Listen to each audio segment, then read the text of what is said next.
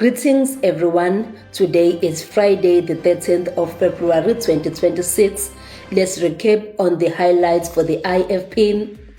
IFP President and the Minister of Cooperative Governance and Traditional Affairs, Honorable Velenkosini Hlabisa, met with customary initiation experts in the Western Cape as part of government's continued efforts to prevent initiation-related fatalities and to safeguard the dignity, health and lives of initiates. The engagement comes against the backdrop of unfortunate deaths recorded during previous initiation seasons.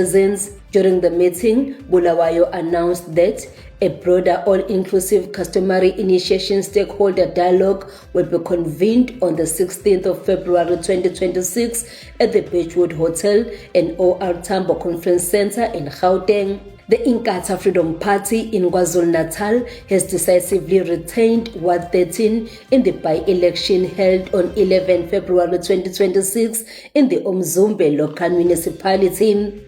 The new councillor is Bakanyile Shozi, who outperformed all contesting parties and reaffirming the IFP's firm mandate in the ward. The IFP extends its sincere appreciation to its dedicated volunteers, leadership, ground forces, and loyal supporters. Looking ahead, the IFP will contest 4 additional by-elections in the coming weeks, including Ward 12 in the Abaqolosi local municipality and 3 wards in the Nongoma local municipality. IFP Chairperson in KwaZulu-Natal and Premier, Honorable Thamsanqa Ntuli, together with MEC for Agriculture and Rural Development, IFP's Honorable Tembeni Kamadlopha Mthethwa, led a vital engagement with farmers in KwaXemba. The session formed part of the provincial response to challenges affecting food security and agriculture, focusing on the prevention and management of livestock and crop disease.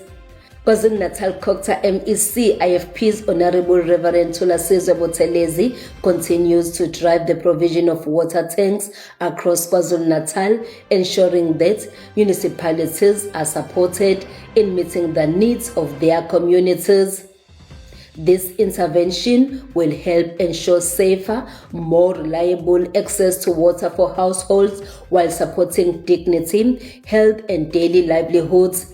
Recently, he delivered water tanks to Newcastle, Umsinga, Ngutu and Reinkonyeni municipalities. Let's check what is happening in Gauteng.